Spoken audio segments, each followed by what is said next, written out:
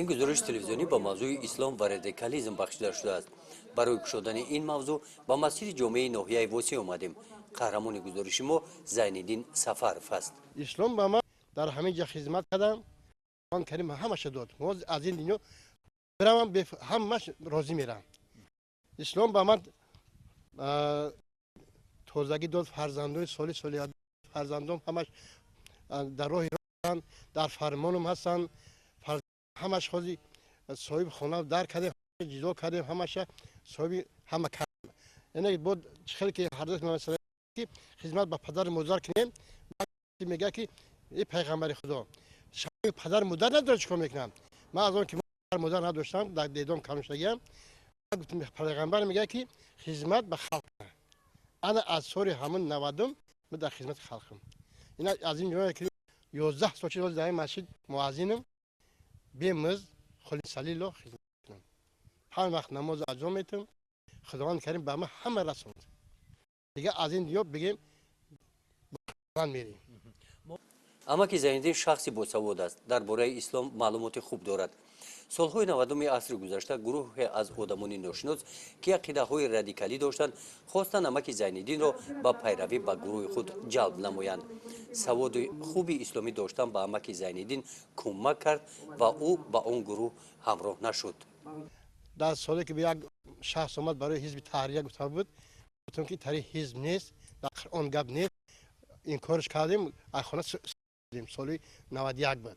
نه که ما را در فهمیدم ما گفتیم این گپ‌ها را مدام اون که قرآن میگه، سنت پیغمبر میگه، ما با گفته هم میکنیم. از اونجا فرزندان همش خود در هم روحیه، در همون جواب در گچن در مسکو هم کار کردن، در پیش هم کار کردن. در یک 5 بود در تلفن برایان بود تلفنی که گام رو که فرزندان ما یکم کاری بیاره نکردن روی بروان اسلام دا بروان.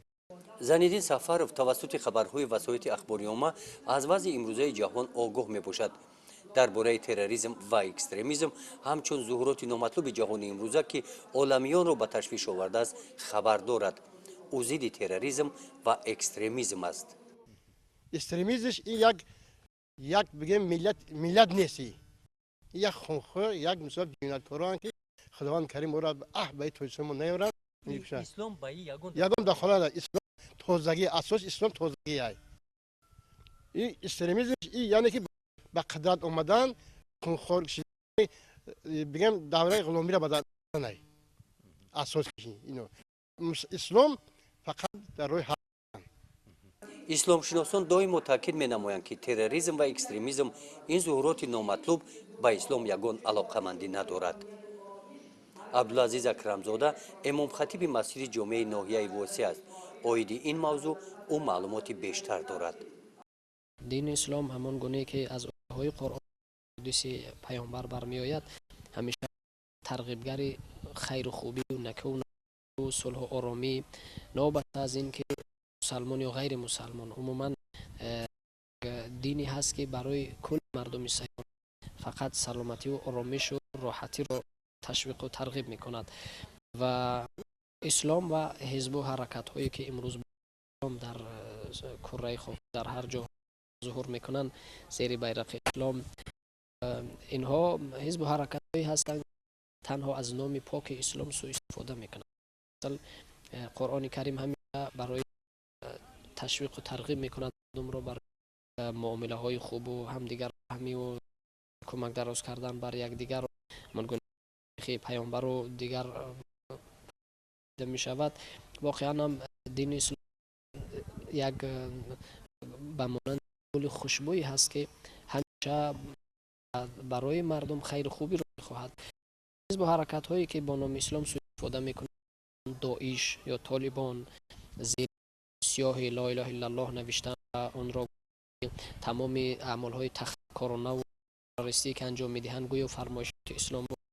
این بغیر از یک اتهام دروغ چیزی نیست، زیرا انسانی عاقل و دانا پوشیدن است که از سلامتی گرفته شده است، از نام‌های پروردگار است، همیشه راحتی را میارد، خیر و خوبی دارد و طالبان و حرکت ازبکستان و ترکستان و خصوصا حزب که زمانی در کشور ما بودند، اینها این اسلام سوء استفاده کرد و مقصد گذاری کردن حزب با نام اسلام مردم ما نسبت به اسلام بینهایت اخلاص خوب که دارن اون رو مردم رو فریفته کنن و حزب تشکیل با نام اسلام. از ناحیه واسه بودن نفرانی که از گمراهی به دولت‌های سوریه و عراق رفته در مناقشه‌های مسلحانه این دولت‌ها اشتراک داشتند.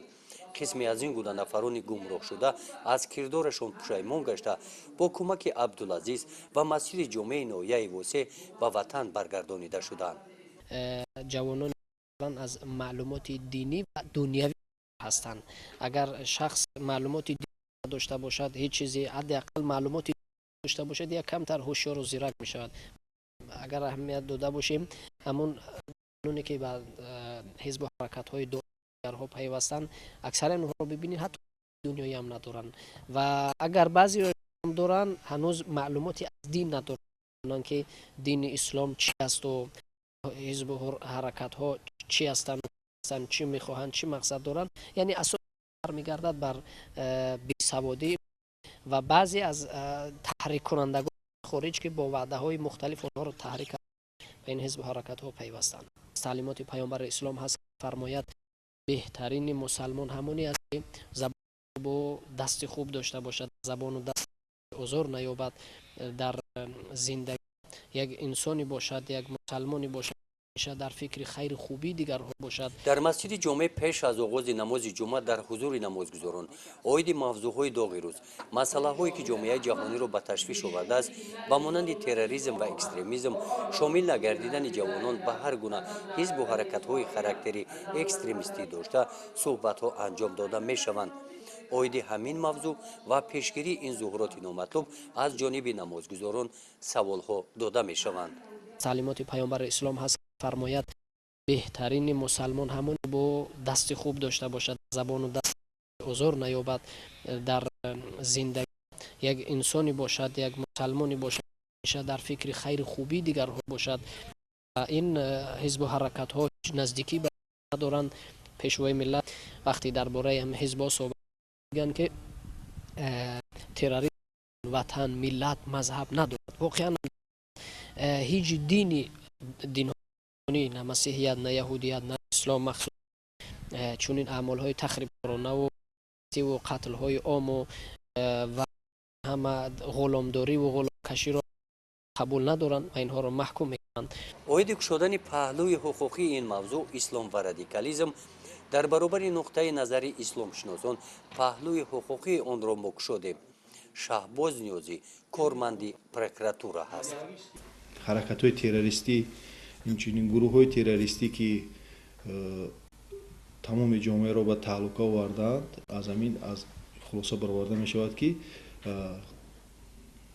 رادیکالیسم هم در بین آنها جای دارد، یعنی آنها بیگانه پرستی را قبول ندارند، به معنای آن که آنها قبول ندارند جامعه دموکراتی را، جامعه که تنج و آسوده باشد این را به خود قبول ندارند. همون یک ریشه خود را، یک مفهوم خود را که مثال گیریم و در همون جامعه خودشان باشد همون رو به خود نزدیکتر میدانند. یعنی یک رویه معین. یعنی بله، ما مثال داریم در خود ناحیه واسه که نسبت شخصان الهیده پرونده‌های جنایتی آغاز کرده شده است. این بعضی جوانان به این و دولت‌های اسلامی شامل شدند، گروه‌های تروریستی اکستریمیستی شامل شدند و اکثر آنها در همون دولت‌های خارجی در تبادل جنگی اشتراک کرده بودند که از طرف پروکراتور ناحیه پروکراتور منطقه کلاب، از طرف پروکراتور ژنرالی جمهوری تاجیکستان نسبت پرونده‌های جنایتی آغاز کرده شده است با ماده 37 401 کدکس جنایتی جمهوری تاجیکستان. باید قید کرد که اکثر جوانانی که رفتند با هنگام گذراندن صحبت و واخوری با نزدیکان آنها از طرف مقامات حقوقی ناحیه واسه والدین آنها این کردار فرزندانشان را محکوم کنند و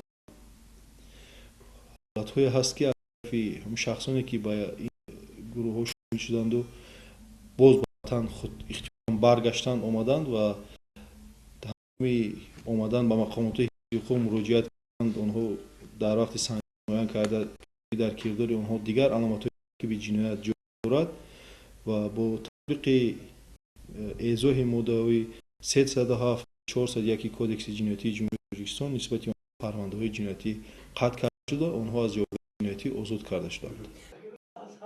با در نظر داشت وضع کنونی و با مقصد تامین امنیت استوار، جهت پیشگیری و خطرهای افزاینده تروریسم و افراطگرایی و دیگر تهدیدهای زمانی معاصر، تاجیکستان با سازمانهای بین المللی همکاری زیش دارد. در این سمت تدبیرهای سری وقتی را عملی نموده است. باید قید کرد که با حکم عالی جمهوری تاجیکستان در اساس عریضه دعواگویی پروکورور گنرالی فعالیت حزب نهضت اسلامی جمهوری تاجیکستان کرده شده است. حرکت اسلامی ترکستان ازبکستان منع کرده شده است. فعالیت دولت اسلامی منع کرده شده است. همچون حرکت های تروریستی اکستریمیستی اعتراف کرده شده است. دیگر گروه‌هایی هستند که منع کرده شده است. طور معین گردید سالهای اخیر در تاجیکستان با مقصد پیشگیری شامل شوی جوانان با هر گونه حزب و حرکت‌های خاراکتری رادیکالی داشته کارهای ترغیباتی خوب جریان دارند. از طرف مقامات حفظ حقوق خصوصا از طرف پروکورور ناحیه وسه جهت پیشگیری این قانونشکنی‌ها منتظم با اهالی صحبت و بخوری گذارده شده ایستاده. هر یک مواد که از طرف مقامات کارهای داخلی یا که از طرف مقامات امنیت یا که از طرف دیگر مقامات حفظ حقوق ترتیب داده می‌شود آموخته شده با آنها قرارهای اساسناک کرده می‌شوند.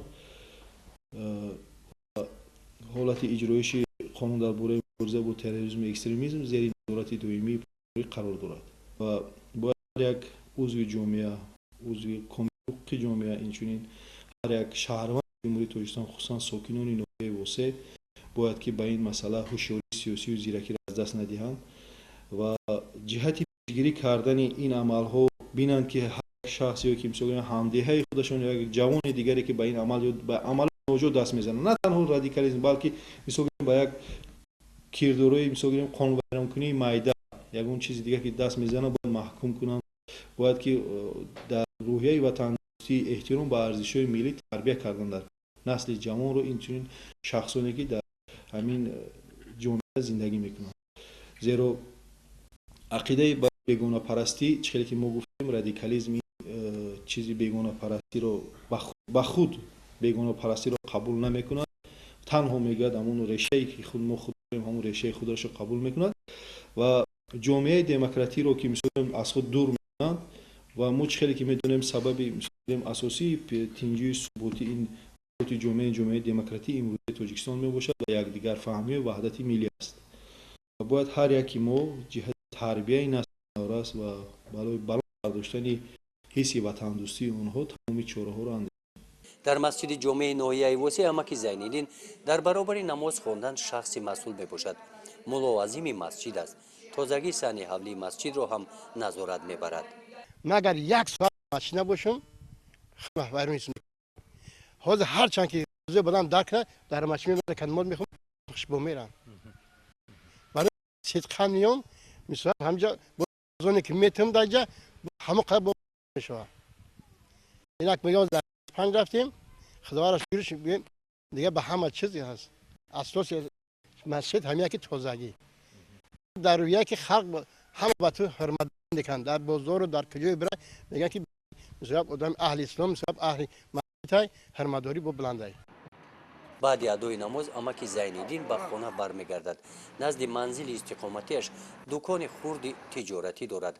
با شغل صاحبکاری زندگی اهل اویلش را پیش میبرد. او دائما تمنا دارد که تاجیکستان دائما تنج و آرام باشد.